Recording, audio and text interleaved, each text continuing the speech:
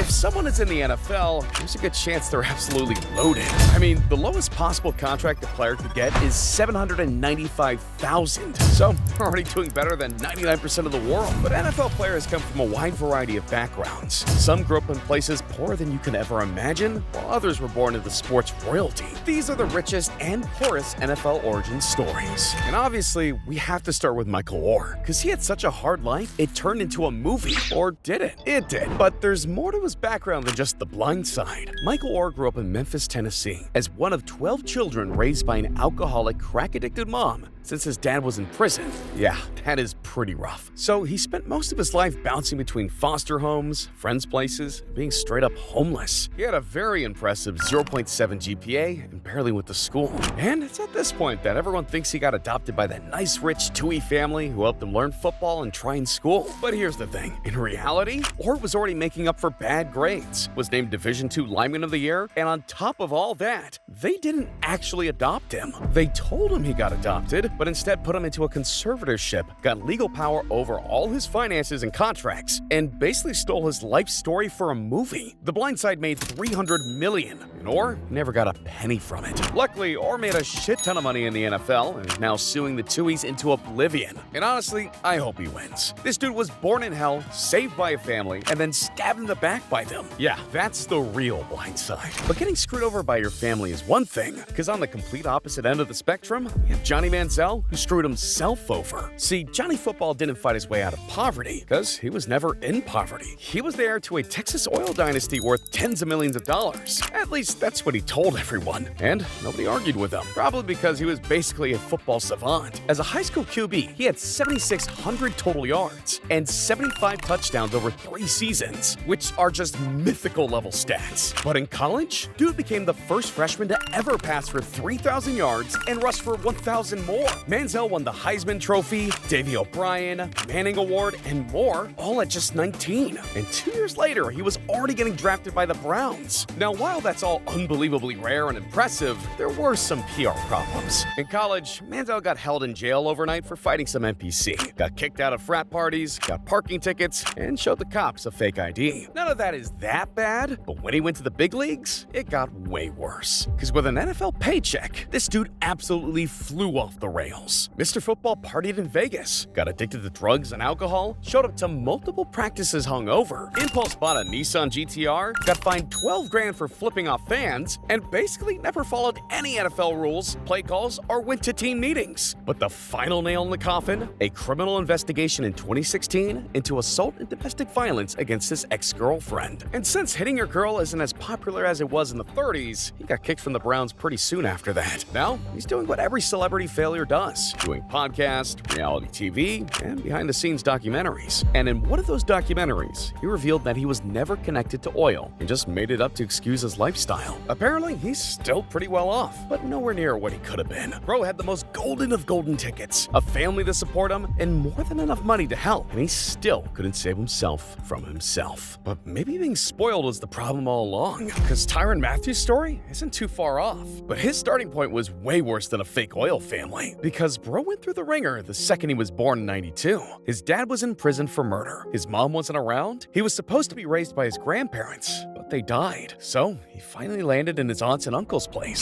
Johnny Football would have barely lasted a day under those conditions. But it gets worse, because when Hurricane Katrina hit, Tyrann and his relatives lost everything. So they went homeless for a year. Even though that would have broken most people, Tyrann found a lifeline at school, playing cornerback in football. And since his back was against, well, not even a wall, he got stupid good at it. Like ranked number 13 nationally at the end of high school type good. He got into LSU, became SEC Defensive Player of the Year, and became a Heisman finalist. But just like Johnny Football, Tyrann wasn't ready for the clout he'd been chasing for a decade. And by 2012, he was failing team drug tests, getting arrested for possessing drugs, and eventually was dropped by the LSU team at a 5:30 a.m. press conference. But although this is where the story ended for Manziel, Tyrann lived through a goddamn hurricane. So my man was not ready to give up. So he went through rehab, suffered suffered withdrawals and trained his absolute nuts off to get back on the team. And who would have thunk that hard work pays off? Because almost a year later exactly, he got drafted, and after 7 years in the league, got a fucking Super Bowl ring with Kansas City in 2020. But he had to fight his entire life to get to that level. And although Christian McCaffrey definitely had to work hard, this guy was basically destined to be great in sports. His mom was a D1 soccer player from a family of Olympians, and his dad played 13 seasons in the NFL, won 3 Super Bowls, and was still catching bombs from John Elway when Christian was taking his first steps. Like, Christian was basically genetically engineered to be an elite athlete. And on top of his genes, his family's worth like $20 million, so he had access to every facility you could possibly imagine. But the actual crazy part, he wasn't a spoiled kid coasting his way to the NFL. No, Christian was Walter White levels of obsessed with being great, but that didn't come out of nowhere. His dad pushed him to limits that could be considered a little extreme, like grounding him if he got tackled when he was 7, instilling 6 a.m. workouts and a diet by middle school, and taking his phone every single night before his 7:30 p.m. bedtime. Well, at least it paid off, because in high school, he was putting up video game numbers, 3,000 yards in a single season, 141 touchdowns over his career, and 9,000 all-purpose yards. So he basically got admitted to Stanford the second he started his senior year of high school, and he got even crazier at Stanford. Dude literally broke the NCAA single-season all-purpose yardage record that held for 26 years with 3,800 yards. Bro literally put up 500 in a single game at one point. So when he got drafted 8th overall, no one batted an eye. Because when your coach is an NFL legend and your budget is whatever you want it to be, there's really nothing that can stop you. But if you were raised like Dez Bryant, there were obstacles around every corner. See, he was born in Lufkin, Texas, which you've probably never heard of because no one's ever heard of it. This is a place where trap houses are more common than gas stations. But drugs were the least of Dez's worries growing up. He was born to a 15-year-old mom, and since his mom was barely past her freshman year of high school, he didn't exactly have structure in his life. But whatever little structure he did have was soon to be completely annihilated, because his mom went from diner chefs to crack dealing just to make ends meet. Until Dez was about 8, when she got arrested and sentenced to 8 months in prison. So at just 8 years old, Dez became homeless. He bounced between relatives, friends, coaches, anyone who would take him in. There was no structure, definitely no support. But there was school, and at school, there was football. Football wasn't just his lifeline, it was his life. The only thing that gave him what no one else was willing to, a chance. So Dez took that chance and ran with it, literally. He racked up so many yards in high school, they called him the X-Man. At Oklahoma State, he racked up over 1,400 yards and grew so big that Deion Primetime Sanders even began coaching him and serving as a father figure he never had. But just as the NFL was about to bend over, Dez got suspended for lying about visiting Sanders' house because the NCAA thought an NFL rep might have been there. Luckily, Dez was still a god-tier receiver, so once the suspension was up, he dipped from the NCAA, went to the NFL, and made 3 Pro Bowls, led the league in touchdowns, and pulled over 7,500 career yards. Not bad for a kid who grew up watching his mom get locked up and sleeping in a different house every night. But Nick Foles could have slept in a different room of his Texas mansion every night because he grew up loaded. But his parents weren't NFL royalty or elite athletes. In fact, they weren't involved in sports at all.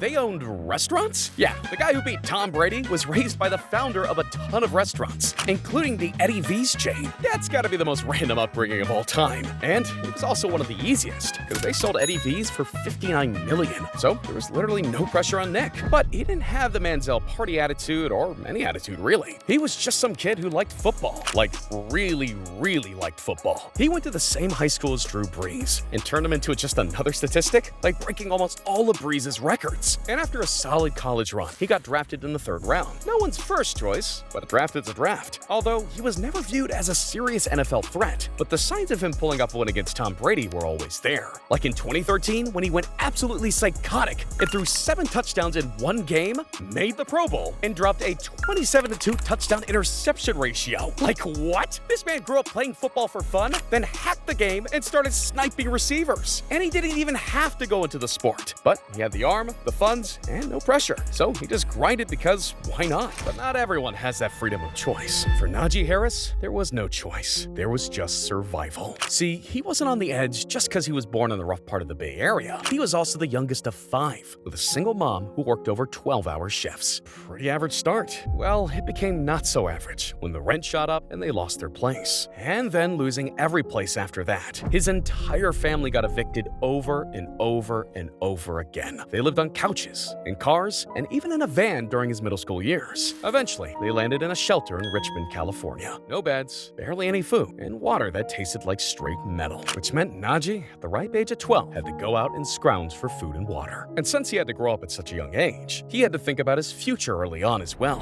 For him, that was football, a way out. His family moved to the most dangerous part of Antioch, California, and there, Najee began his grind. He would go to the local high school stadium at 10 p.m. just to run through cones, sprint on the track, and drill himself on the field. The little man was grinding like Rocky in the pitch black, and it wasn't long before his high school coaches noticed how far ahead he was of the other kids, because this kid trained 4 hours a day, rushed 3,000 yards back-to-back, and became the #1 recruit in the country. Then he became a national champion and a first-round NFL draft pick. But what Najee did when he got drafted is what sets him apart from everyone, because on draft night, he didn't go to the green room. He went back to the homeless shelter he grew up in and threw a party for the kids still stuck there. Because for Najee, his draft wasn't about getting an NFL paycheck. It was about making it out and showing those kids they could do it too. Man, it's gonna make me tear up, but no one's crying for how Matthew Stafford got treated growing up. And honestly, there's barely anything to say about him. He was just your typical rich kid. His dad was a former college athlete turned finance bro. And when Matt showed potential to be a QB, they literally moved to Dallas just to give him a shot at elite high school football. As much as I want to hate on this rich kid, that's insane. Being so good in middle school that your parents moved zip codes to get you better teammates. And the place they moved to? Highland Park, Texas. But regardless of the wealth, it was the right move. And he walked right into the middle of a football dynasty. Got coached by Randy Allen, and by 2005, he passed for 4,000 yards and 38 touchdowns, taking Highland Park High School to a 15-0 record in the state championship. That year, he was ranked the #1 pro-style QB in the entire country. And although he certainly has talent, he really owes it to his parents, coach, and a neighborhood where the only crime is a middle schooler loitering outside Walgreens. But Lamar Jackson owes his success to just one person, his mom. Lamar didn't have that hard of a life for 7 years, but then it hit him like a Raven's blitz when he was 8. His dad died the same day as his grandma, and so he and his 3 siblings moved in with their mom. He picked up football while living with her, but with no father figure to guide him, it seemed like it might be just a hobby for him while he focused on school. But Felicia Jones was not going to let that happen. If Lamar wanted something, she probably would have bent the space and time continuum to get it for him. So she became his coach and trained him. But not like drove him to practice trained, like set up cones, ran drills, memorized plays, and yelled at him until he got better trained. And as anyone knows, nothing is more motivating than your mom yelling at you. At 8 years old, he could throw 20 yards. At 11, he won the South Florida Youth League Super Bowl. And get this, he wasn't just the QB for that team, he was also the kicker and the safety. So at 11, he became the only QB ever to throw every touchdown and kick every extra point. What a f***ing beast. From there, he pretty much played football like he was Madden on rookie mode. In high school, he put up 2,200 passing yards, 1,600 rushing yards, and got offers from ACC, Big Ten, and SEC. But he ended up signing with Louisville, so I guess all his intellect went to football. Well, I guess it didn't matter what he chose ultimately, because he got the Heisman as a sophomore, broke more records than ankles, and he's now a 2-time NFL MVP with more rushing yards than most pro running backs. But at the end of the day, he never forgot his mom. When he got drafted to the Ravens, he literally chose her to represent him over every recommended agent. And to this day, she's still in his corner. But Andrew Luck had the entire NCAA in his corner. See, Luck was another one of these guys born into an NFL family. His dad was an NFL QB. But Oliver Luck wasn't just an NFL QB. He also ran the entire NCAA, served as a GM of 2 NFL Europe teams, and was the XFL commissioner. So Andrew basically popped out reading playbooks and bylaws. And since his dad was on the European teams, Luck grew up in Europe, low-key dreaming of being a soccer player. But when they moved back to the US, they settled in Texas. And as we know from Nick Foles and Stafford, football is a religion down south. So Andrew switched hobbies fast. At Stratford High, he was a pretty insane QB, but he ended up at Stanford somehow. Why, you might ask? Well, Luck didn't just have the high football IQ. He was a genius on and off the field. Bro was literally breaking school records while maintaining a 3.9 GPA. He took both of his skills to the next level at Stanford, becoming a 2-time Heisman runner-up and studying architectural design. And when the NFL came knocking, he got drafted #1, and he became the best nerd of all time. Bro went to 4 Pro Bowls and took the Colts from 2-14 to 11-5. He even started a book club for his team and fans. But after some of the most painful injuries I've ever heard of, like a lacerated kidney, he retired, became Stanford's GM, and got a master's in education. Now that's a rich kid we can all get behind. But while Andrew Luck grew up in a pretty chill foreign country, Tamba Hali grew up in a literal war. Tamba may not be a household name, but getting to the NFL from where he started matters far more than any social media clout. Because Tamba grew up in Banga, Liberia, a place where children bathed in the river and lived with no running water or electricity. And while that is already worse than anything most of us can imagine, when he was 6, a civil war broke out and engulfed the country. Tamba literally grew up with machine guns tearing through nearby buildings and bodies lying in the street. The concept of safety for him was just that of a concept. At just 10 years old, his dad decided to flee the country with Tamba and brought him to New Jersey, leaving behind Tamba's mother for 12 years as the war raged on. When Tamba got there, he couldn't speak English, and as you might imagine, he got bullied for all of it. But then he discovered the gridiron. On the field, no one cared where he was from or how he spoke, only what he could do. In high school, he was a 5-star recruit. At Penn State, he was a Big Ten monster named Defensive Lineman of the Year, and by draft night, he was the 20th pick in the first round. Then he spent 12 years wrecking QBs and racking up 6 Pro Bowls for the Chiefs. A dude who used to run from war, being paid to chase people down? Bro, I would have walked right out of the stadium if I was a running back. And then in 2006, after not seeing his mom for 12 years, he secured a 1-year visa. The last time she saw him, he was barely in middle school. Now, ripping offenses in half. Damn, the fucking arc, man. But this next guy didn't grow up dodging bullets. He didn't grow up dodging anything aside from horseflies. Cause Connor McGovern grew up farming French fries? Yeah, you might be wondering how a completely unrecognizable name like Connor McGovern is on the rich side of things. He was born into the family that runs Artie Offit Farms, aka the family that supplies McDonald's, Wendy's, and Frito-Lay with their potatoes. Connor's dad runs the operation, and his grandfather is the potato mogul behind the empire worth $500 million. But despite being the heir to that throne, Connor grew up in Fargo, riding harvest trucks, pulling tubers, and picking potatoes every year. But aside from that, he never flaunted his wealth. He just hunkered down, farmed, and worked at football until he was a lineman at Missouri. When it got out that he was richer than Tom Cruise, he didn't care. For Connor, he had pride in it. He knew his family had worked hard to reach that point, and hadn't been given a small loan of $1 million, which is the mindset Connor had with football. He wanted to work for something. His family clowned him for it, since he could have made more money in the family business, but he knew what he wanted. Now, he's got a $27 million contract with the Jets, and has been one of the steadiest centers in the league ever since he signed. Sure, he's got more money than most celebrities combined, but he earned every dollar, one fry-fueled bench press at a time. But Primetime couldn't afford to be guzzling French fries in his childhood, because he couldn't afford really anything. Deion Sanders grew up in Fort Myers, Florida, in absolute dirt poverty. His parents split when he was 2. His dad was lost to addiction, while his mom worked like a machine to pay bills. And at 7, Deion realized he was living like a crab in a bucket, as he calls it, because if he tried to climb out, someone would pull you back in. So he learned very early, if you want to make it, you gotta run, literally. He used to sprint barefoot across the street to catch the bus in time, and when that bus pulled into the rich part of town, his mom would point out the mansions and tell him there's a different life out there. So he made a promise to himself that probably changed his life. I'm gonna make it, and I'm gonna shine so bright, even God can't ignore. That is where Primetime mentally was born. And the name? It came from a time he played pickup basketball in 8th grade, dropped 30 points, and a teammate said he was Primetime. From then on, Primetime wasn't just a nickname, it was a mission. So while most kids played sports for fun, Deion used every game as an audition. In high school, he played football, basketball, baseball, and track, and he destroyed in every single one. He didn't have a dad in the stands or a training center like CMC. He just had pure hunger to be great. And by the time he hit Florida State, the rest of the world finally caught on to what he'd been building for years. Broke the record for punt and interception return touchdowns, and became a 2-time All-American. And when it was time to get drafted, it wasn't just for the NFL, it was for the MLB too. Bro played 9 MLB seasons, won 2 Super Bowls, and became so dangerous on the field that QB stopped throwing to whatever side he was covering. He still holds the NFL record with 19 return touchdowns, and he made the Primetime brand so big, it's still got that name recognition 30 years later. But Primetime's not the only name that'll live on forever in the NFL, because the Manning name has already been around for 50 years. And Archie Manning is the one who started the legend. But even though he made bank in the NFL, he made sure his kids never grew up easy, because Archie sure as hell didn't. His dad killed himself when Archie was in college, and instead of falling apart, Archie promised that his kids would never feel that kind of pain. So after the NFL, he moved the family to the the Garden District of New Orleans, aka Bougie Paradise. He put the word champions in bold on the front fence and raised his kids like they were in a quarterback lab experiment. No pressure. Luckily for Peyton, he was built different from birth. But despite that, and despite having access to an absurd amount of money, he spent every day with his dad in the film room watching football tapes. He was memorizing plays since he was 10, and in high school, when his older brother Cooper got injured as QB, Peyton took over. He threw for 7,000 yards and 92 touchdowns, and gave the time a 34-5 over 3 years. But behind him by 5 years was Eli, and Eli got the same treatment. Tape watch with dad, train every day, memorizing plays like his life depended on it. And even though he may not have quite reached the level of fame that Peyton did, at least he got the satisfaction of being Peyton's passing record in high school with an astounding 7,400 yards. The Manning brothers are a rare case of growing up rich where money wasn't involved at all.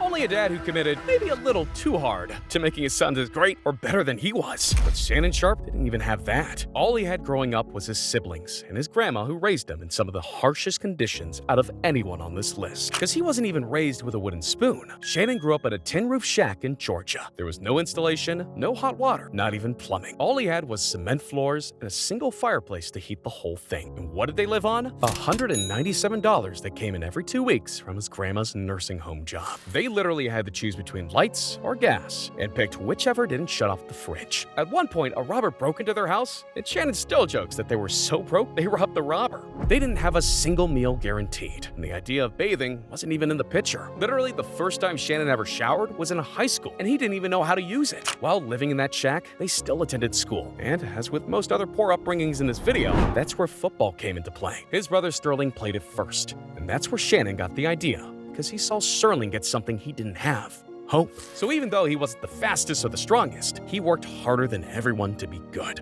Every Sunday, he watched Monday Night Football on TV at a friend's house with Sterling, praying they would get their shot. For Shannon, that shot came from Savannah State, a Division II school with no height and barely any scouts. However, Shannon couldn't have given less of a and jumped at the opportunity. That was all he needed. He destroyed the record books, broke out of poverty, and showed the NFL what you're capable of when your back's against the tin shack wall. He got drafted in the 7th round, and once he hit the league, 8 Pro Bowls, 4 All-Pro selections, and 2 Super Bowl rings. The man grew up without running water and became the gold standard for tight ends. And when he got inducted into the Hall of Fame, he put it all on his grandma.